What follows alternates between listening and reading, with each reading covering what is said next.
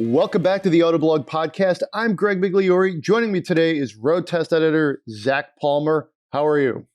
I am doing great, Greg. How are you doing on this fine Tech of the Year day? Tech of the Year day. I've got an espresso, I've got some ice water, and I am psyched. This is a big show for you. This is kind of a special podcast. We are going to talk about some of the cars we've been driving. But before that, we will reveal the 2021 Technology of the Year Award from Autoblog. So pretty excited. Without further ado, we might as well just throw it right out there, is the Ford Pro Power Onboard. This is the onboard generator that you could get in different versions of the Ford F-150. It beat out the Mercedes Augmented Reality and infotainment screen and head-up display, which we tested in the EQS, and it's also available, I believe, in the S-Class. It also beat out the Android Auto system, which we tested in the Polestar 2, and we'll start to see that roll out in other vehicles. But Ford took the top honors this year by, it was a healthy margin. It was a healthy, spirited competition, let me put it that way. But Ford, the onboard generator, was the winner here. So I think it was a worthy winner. We're going to have Steve Herbert. He is the program manager for the Ford F-150 as a guest coming up in a few minutes. But Zach, let's talk about this technology. You and I were both among the testers this year. What did you do with it? I'm curious. You could do a lot of different things with this.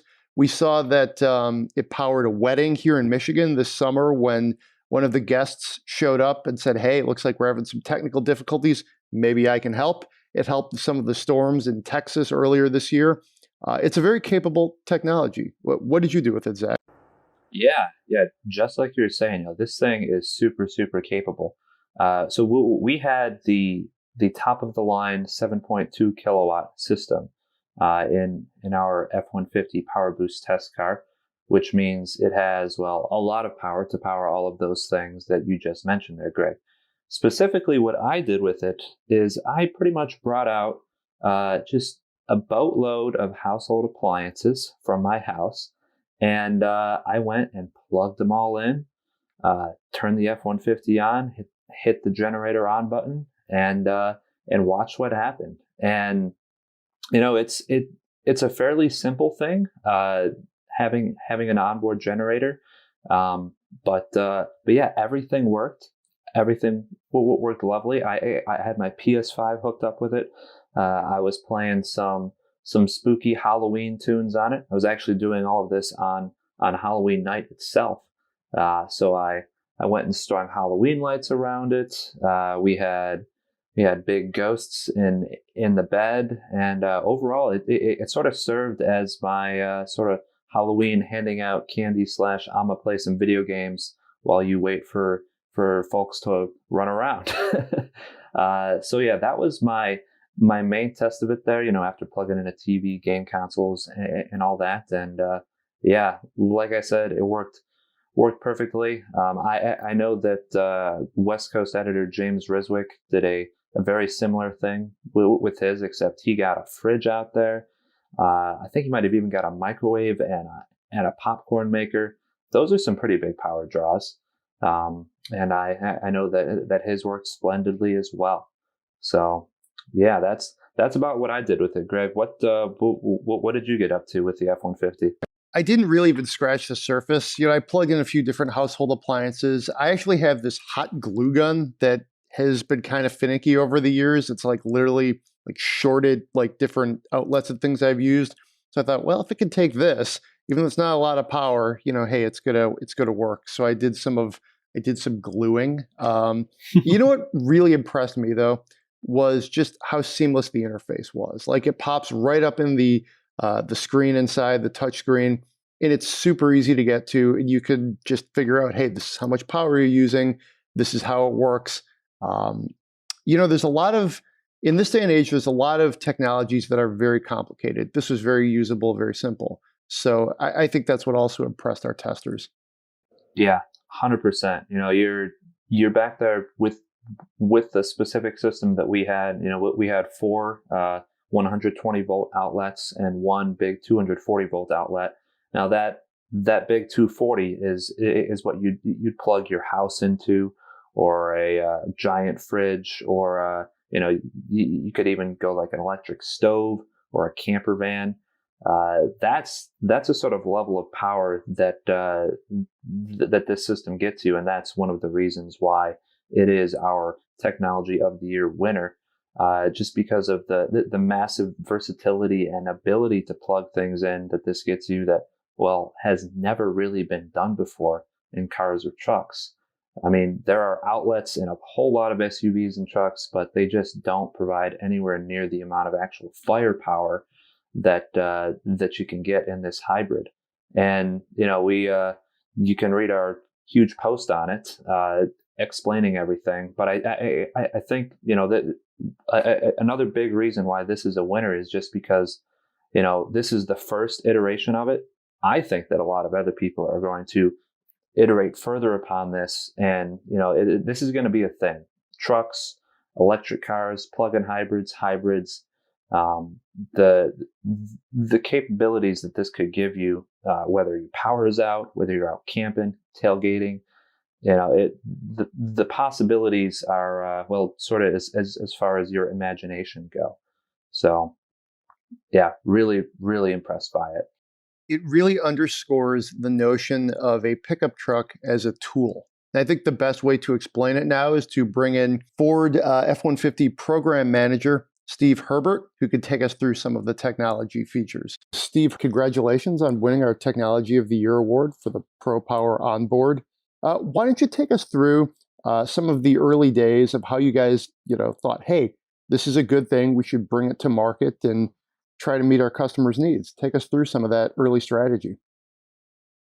Sure. We spent a lot of time with our customer. And as we spent time with them, one of the common things that we noticed is that customers were carrying a portable generator with them, and they were taking valuable box space to store this portable generator and the gas cans that went with it. And whether they were working on a job site, or they were camping, or they were tailgating, over many uses, there was this common thread of carrying a portable generator. So that spurred the idea, and our engineers really went to work on how we could do that better. This year, we've seen some really interesting uses of it. I think I read about a wedding where it powered, just the reception or something. I know it's been useful with some of the, the storms and things we've been having. Tell me, what's maybe the craziest or most intense purpose you've heard, this generator used for? Oh, the wedding story is a great one that went viral. That was a Ford engineer that went to a wedding here in Detroit, and there was a power outage during the wedding, and he just happened to drive there in an F-150 that had Pro Power on board, and it absolutely saved the day. Just to have that available, the lights came back on, the music came back on, and the wedding was back on. So that one story is a really great one. There's other stories just, that are just common usage. I was able to use it. One of the great things about Pro Power on board is that you can use it while you're driving. So my oldest son was headed to college, and we loaded up a refrigerator for him, a mini fridge that you'd have in your dorm room. And we plugged it in and kept it cool all the way to take him to his dorm. So it's everything from just the mundane thing that you would do, and it changes how you do some normal things, to these extraordinary things where people are in a situation. The Texas situation where a lot of people lost power, having that capability with the electrical power that's portable and with you everywhere your truck goes is really powerful. And you can do so many things with it, camping off the grid, or just something that you need when you need. It's there when you need it. Why don't you take us through just sort of how this technology works, how the feature comes together, and just the different ways it operates? Yeah, we offer it in 3 different ways. So we offer a 2 kilowatt system on our 2.7, our 3.5, and our 5 liter. And then on our FHEV, those vehicles, it comes standard with the 2.4 kilowatt system, and then you can option up to the 7.2 kilowatt system. And so on the FHEV, you have an onboard generator and an inverter, and it operates whether you're in drive or in an idle mode. You really just it's a one button capability. You turn that feature on, and your electrical capability is there. So it really is just a very simple to use technology for the customer. And it's integrated into the truck. So there's really nothing that we've compromised as far as package. The box is the same. The cab is the same. It's all packaged within the same vehicle that a non Pro Power Onboard would have. Sounds good. Sounds good. I know when I used it, very simple, very intuitive to use. You get the the information you need right there in the infotainment system, just in that big screen there. So it's very clear, like when you're using it and how much electricity you're using. So that's a very cool, like I said, intuitive thing. We tested this in the F-150 hybrid, and I know electrification is a very big part of Ford's strategy now and going forward. What opportunities do you see in the electric space where this technology could have perhaps even greater uses? Well, if you just look at our F-150 Lightning, it has the Pro Power Onboard capability as well. So while we certainly wouldn't comment on any battery electric and future offerings of the Pro Power Onboard capability, we certainly see the customer usage is there, whether it's a non-BEV vehicle or a BEV vehicle. The need to have that capability of portable electric power is certainly there. It's interesting when you talk about the F-150. It's one of the most, I think, mature segments of the market. Trucks have been around for so long. There's just only so much it seems like you could do to it. We're seeing different things like tailgate features and bed features. And you have seen some trucks with like outlets and things you could plug in, and even some off-roaders perhaps too, where you might want to, plug in your camping things at the trail or something. But obviously the power output has been fairly limited as far as how much juice you could get and for how long. Were you guys almost surprised that nobody had really tried something like this to this extent? Like, it really seems like it was an opportunity that was right out there for the taking. Well, I certainly think it's something our customers were doing it already. Sure. They were doing it in a different way. They were taking the generators with them, and I think that's an okay solution. And people will continue to do it. The leap here is that we've integrated into the truck, and it's really a better solution integrated into the truck. It's quieter. You don't have to carry gas with you. So it's certainly a natural evolution. And it was something that people do now, and integrating into the truck was a very natural progression. That's certainly true. Was there like an aha moment or anything in the development process where you guys thought, hey, we've really got something here. We've really had this like breakthrough where we can make this easier for Ford customers. We can, really, like you said, integrate it with the truck's normal operation. You just, it was really pardon the pun, the light bulb went off or something. And, you knew you had really harnessed something. Well, it was a feature we were excited about all the way through the development. One of the things our engine calibration team did is they took some of the first trucks that we built and took those camping off grid. And so they took everything they'd need. They took a refrigerator with them. They took a griddle with them. They actually experienced the camping supported by Pro Power Onboard and all the electricity that you need to do that. And so, just hearing them come back and telling the stories and how well it worked, that just got us even more excited. And we knew that our customers were going to do that too and be just as excited about it as we were. Sounds good. Is there anything I haven't asked you would like to add here or throw in? Well,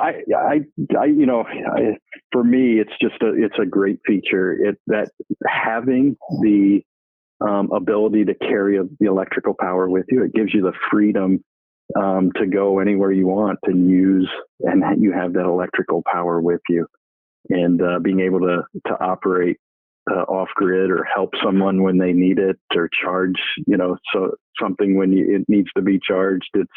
It's a capability that's not unlike towing or payload. I really see it as kind of fundamental to our truck now, having that Pro Power Onboard capability. Right, sounds good. Well, congratulations again, Steve. Thanks for joining us. Thank you very much. Really appreciate it's an honor to get the award. Thanks, Steve. Now, Zach, we tested a couple other things here that were very, very good. Really, it's a great time to actually, I think, have a Technology of the Year award. Kia's blind spot detection won in 2020. Cadillac Super Cruise won the year before that. Other things have won in the past, like from Audi, from Tesla. We've been doing this for a while, coming up on at least 10 years now. So it's sort of like, this is our signature award where we try to test the latest and greatest technology that improves people's lives and makes cars more interesting, compelling, or fun to drive. The Mercedes head-up display was, I thought, very interesting. It came in second place, and the Android Auto and the Polestar 2 was in third place. Again, very competitive competition here. What I liked about the Mercedes head-up display was it helped me get through like very unfamiliar neighborhoods with me. It was good for that kind of last mile experience where you get off the expressway and you're like, okay, where am I? And the arrows right in front of me were saying, hey, turn left here, dude, or go this way. So, I like that side of it. The downside of it is it's technical to use. It's a very sophisticated system. And of course, you get it in like one of the most, Uber plus Mercedes ever built. It's in the flagship electric car, and a version of this is also in the S-Class. Now, do we expect this to kind of proliferate across the Mercedes lineup? Of course, that's how this works. But, that's where it's available. So I liked it too. I'm interested to hear your thoughts. Yeah, absolutely. The augmented reality head-up display, I think, was the flashiest piece of tech that we had at the competition this year. It's sort of that new whiz-bang thing that you sort of expect to see at like a CES booth, or something that's like a little out there that's like, oh, okay, this is in production cars now. This is going to be a thing. You've probably seen augmented reality on your phones and whatnot, but actually seeing it implemented in a head-up display was pretty cool. I think for me at first, it's something that takes getting used to. I believe, to try and describe it the best way that I could. It's almost like you have your own little personal flag man, just kind of like out in front of you there. You get little animated arrows in the head-up display, assuming that you have a route plugged into the navigation system. And, they animate almost as though they're like physically on the road out there in front of you, using the 72-inch head-up display that Mercedes uses on the S-Class or EQS. And, it kind of makes it such that you can't miss a turn. You got these giant arrows just showing, all right, turn right, turn left there. And the same message comes up on the infotainment display as well. Just pretty much brings a camera feed up and displays those arrows just the same. Now, like you were saying there, Greg, I know that one of the bad things about that, and from what we've heard from testers who didn't like it so much, is that it was just flat out distracting because it was so in your face and so very turn here, turn now, that they just didn't like that extra added layer of navigation on top of everything else that was there, which is a fair point. It is a redundant technology. We have a screen in there that is actually showing you turn left or right. There could be a voice also there saying turn right in 50 feet. So it's slightly redundant, and the actual distraction part of it is, those are some of the reasons why it didn't quite score as high as Ford's Pro Power Onboard.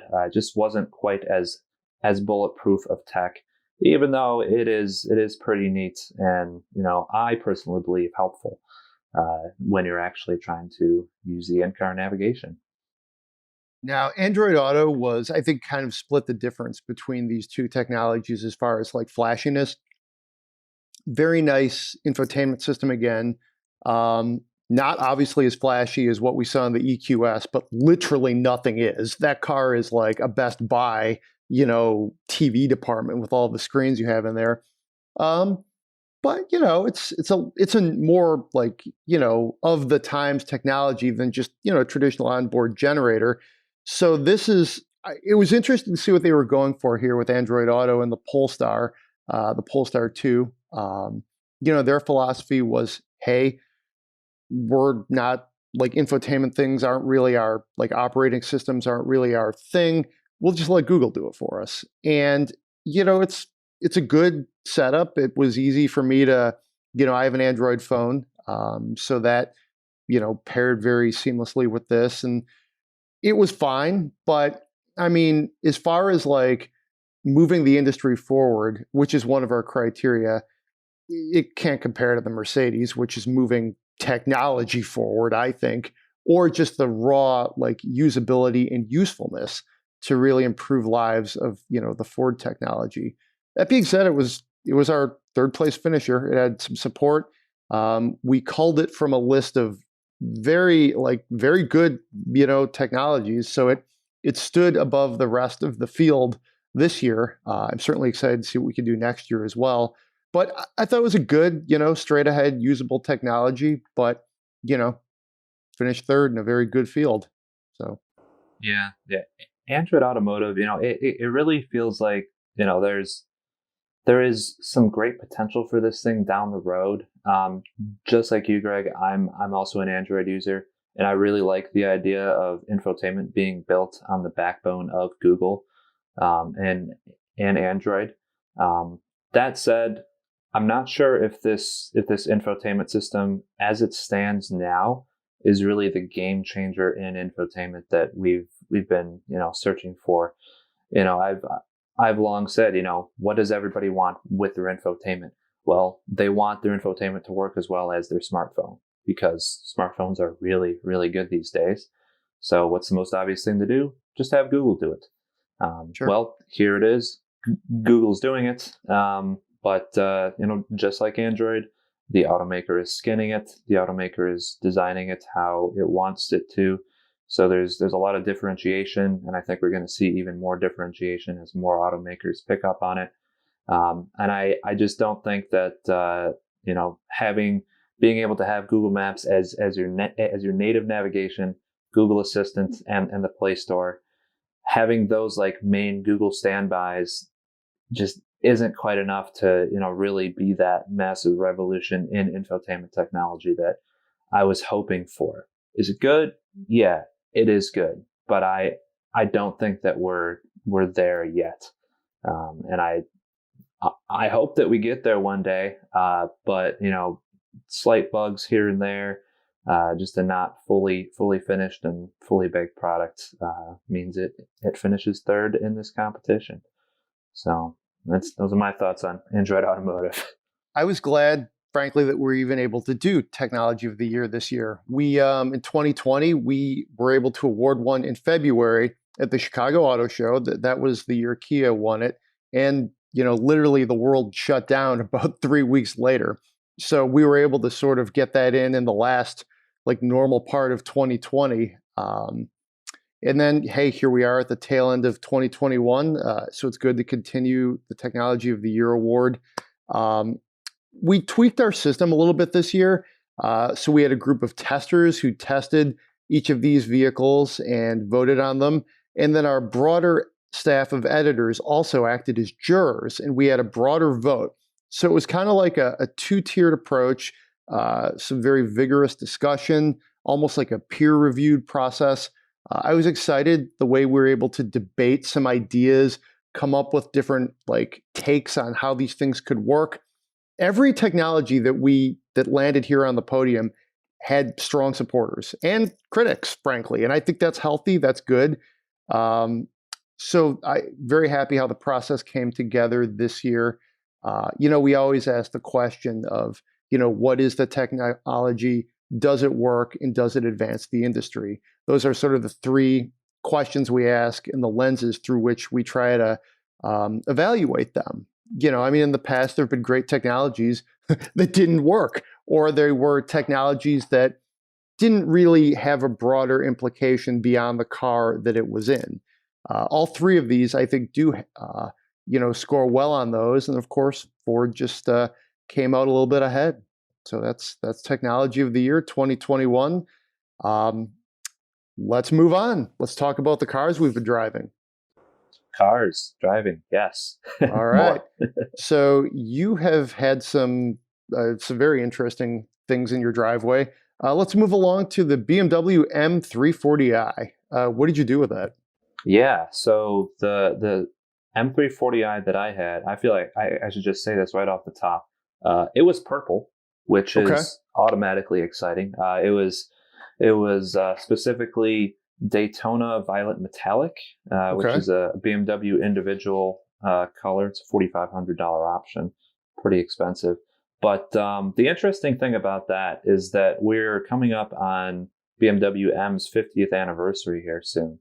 And BMW has communicated with me, just because I am the fleet guy around here, that they're going to have a number of very interestingly colored cars coming our way to celebrate that 50 years of M. This one was basically the start of that.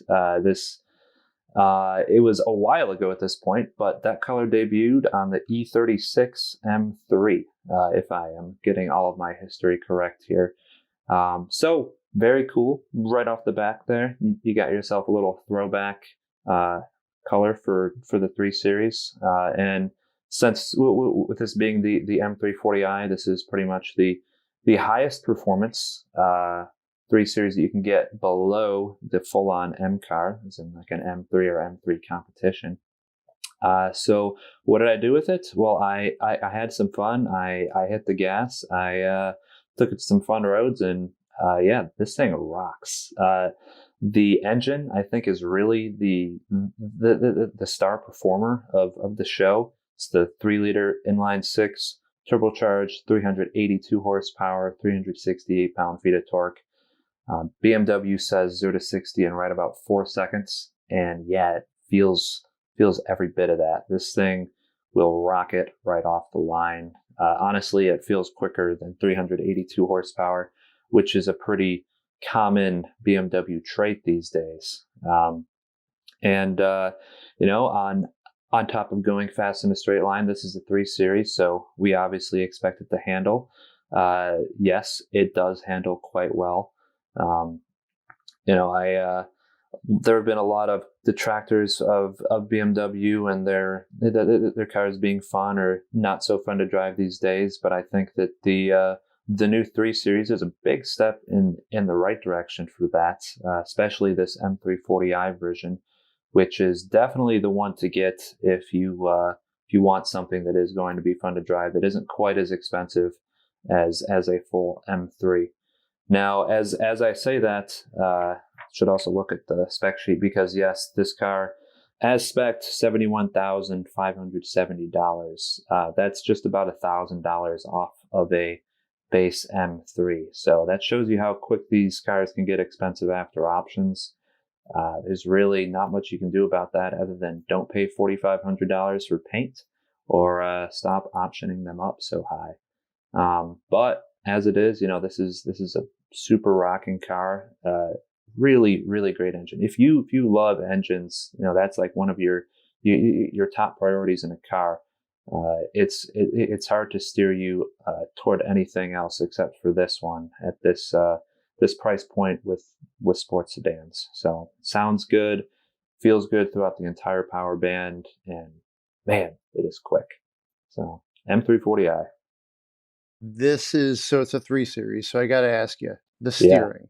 What did you Yeah. think? I mean, how's the Man. 340i steering measure up these days?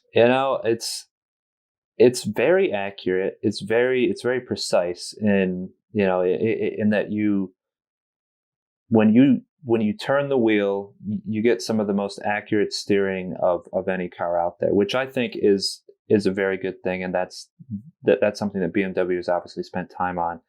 As for feel, no, it's largely numb, and that's just what you get with pretty much most BMWs that I've driven these days. With some of the only couple of exceptions have been the new M3, M4, which have actually very different feeling steering racks than BMW uses on its non-M cars. Those give you a whole different feel through the steering wheel, through the chassis. Whereas this one is just feels like it's tuned to be a little softer, not quite as feelsome through the wheel itself. So yeah, there's still some missing feedback there, but I'm not sure that we're ever going to get that back from BMWs with electric power steering these days. I'm afraid it's gone. So it goes. Yeah. It's funny you mentioned the 50th anniversary of the M division. I visited Munich 10 years ago for the 40th anniversary. They did a press trip, and it was interesting as they kind of went through the different strategies and some of the things back then that they thought they were going to do, and 10 years later, and with the benefit of hindsight, they clearly didn't go down that path. But I would say the division is in a pretty strong and healthy place. I think they've definitely expanded the notion and the meaning of what an M car could be. And I actually think that's okay. I think they have adapted to some modern realities and probably brought in some new customers. If you still want that really razor's edge M car, you could get it. You could get something else like what you drove with the color and some of the enhancements, but with the twin turbo 6. And it can be a little bit different. It can be a little bit more like what you want it to be. And I actually think that can be a good thing. This is a total non sequitur, but I was walking by one of my neighbors has a Silverado Trail Boss. And I thought to myself, that thing looks awesome. I love how the Trail Boss looks. It's like, as far as the appearance of the Silverado, that to me that's how it goes. Do I need really any of the things the Trail Boss gives me? Not really.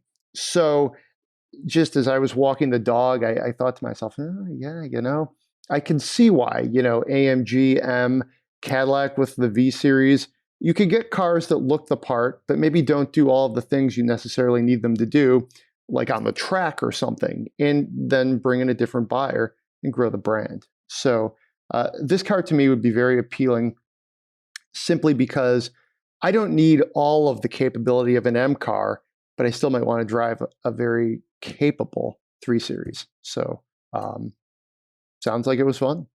Oh, it was. I mean, and there is like no shame or any like downside if you're like going between this or an M3. This is still a real hoot to drive. If you don't have 72,000, 75, 80, whatever you want to option that M3 up to buy it, like this is not a bad car to downgrade.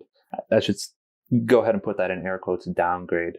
It won't feel like a downgrade in any way. So the sort of like AMG light, M Sport version of the 3 Series is a very, very good one this time around.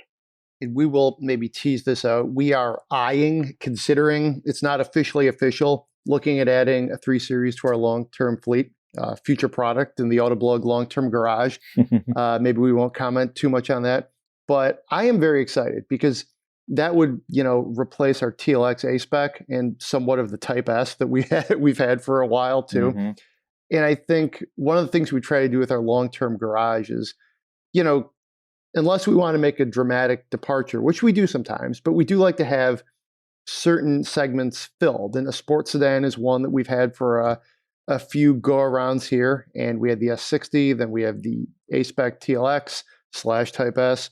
And then, moving into a 330, that would be the hybrid version. I think is potentially going to, tease out some cool things for our readers, get into that EV space a little bit, but also, I mean, hey, it's a 3 Series. I mean, if you're an enthusiast, I think you're interested in what we think of it and how it handles for fun and then on a daily basis. So for me, this is going to be exciting. Yeah. Hey, me too. And for longtime listeners, it's sort of the, I guess, successor to our Volvo S60 that we had 2 long-termers ago as far as a plug-in hybrid sports sedan.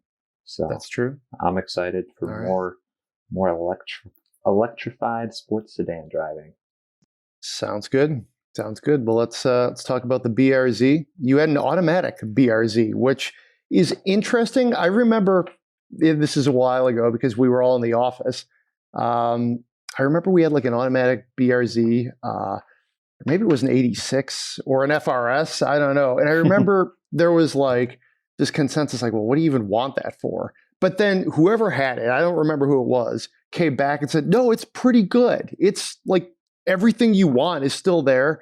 And the automatic is it's an automatic version. And the last time I drove one, not this one, obviously, I had the same take. So, I mean, what do you think? What's life like with an automatic BRZ? Yeah, it's funny you say that because after driving this thing, I came back with a very similar take. The automatic BRZ is not a bad or sad car. It might sound very, sad trombone right off the bat, just to say, oh yeah, I got a Subaru BRZ.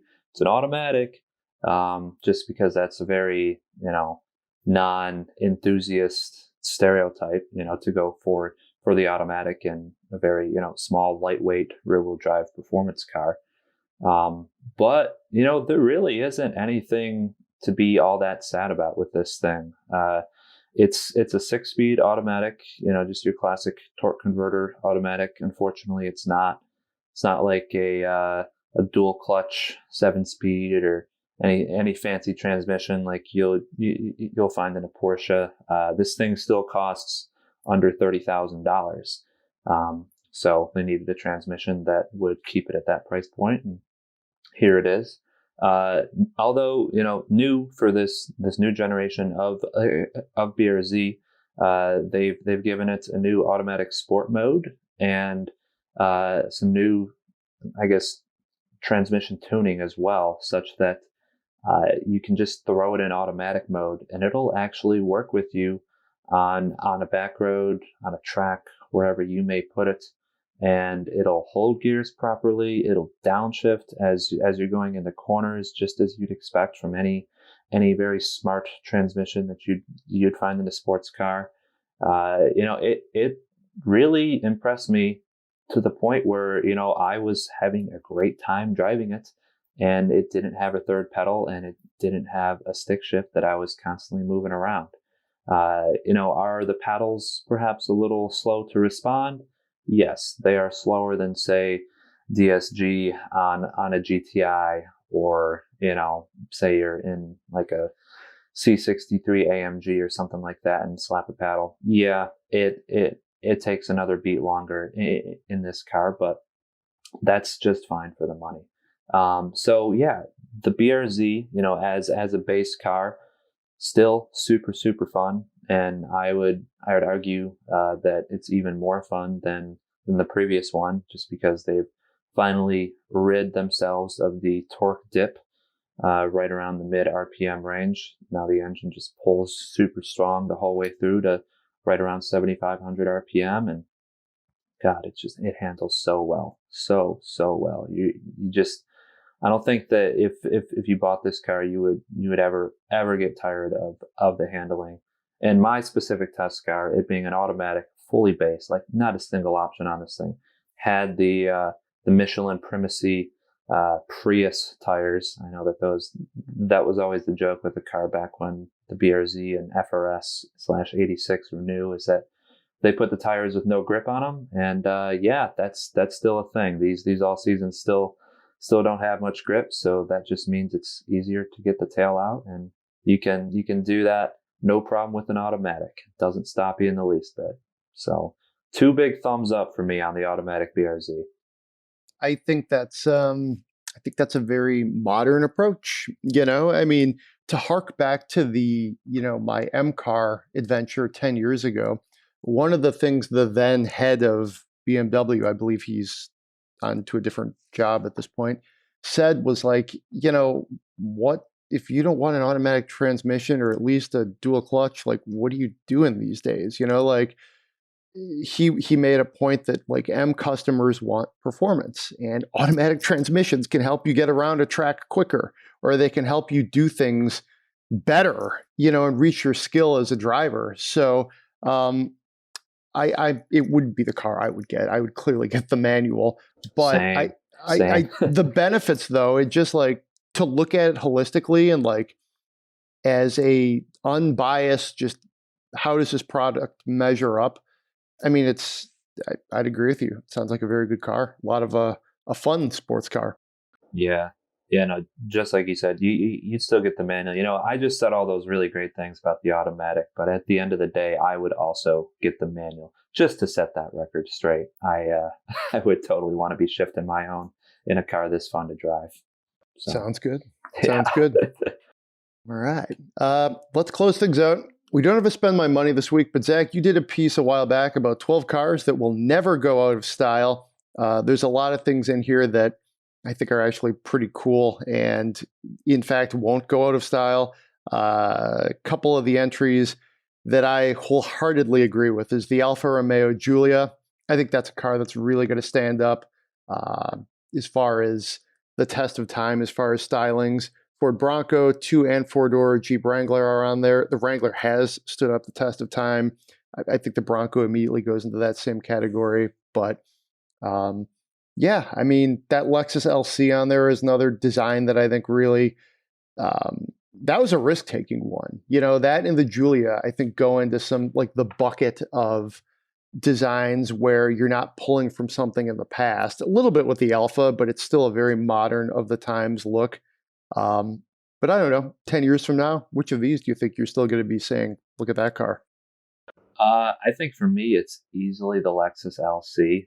Sure. If I'm going to pick like a Hall of Fame, like #1 design from the 2010s for me, it's going to be the Lexus LC, like hands down, every single time. I remember seeing, the concept for that car and then the production version of that car. And I was like, it just built the concept. Literally just built the concept car.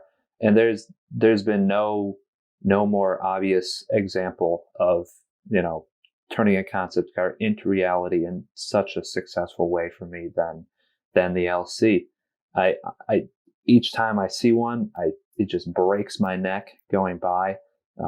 Maybe part of that is just because it's so rare, but still, this car has an exterior and even interior design like anything else on sale today. And to me, it's quite honestly my favorite design in the industry right now. So Lexus LC for me all the way. Sounds good. I would go with the Giulia. I think, you do get that historic like grill, the V-shaped grill that, you've seen that on Alfa Romeos through the years.